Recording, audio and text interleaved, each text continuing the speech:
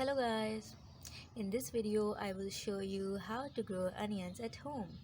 So for this purpose I'm using onions which already have this green part, and these onions were in water for 2 days, and as you can see they have grown the roots. So for this you will need a pot. I'm using these cups as a pot and potting soil. So let's start. First of all, I'm going to add a little bit of soil at the base of the pot, and then I'm going to put the onion in the center of the pot.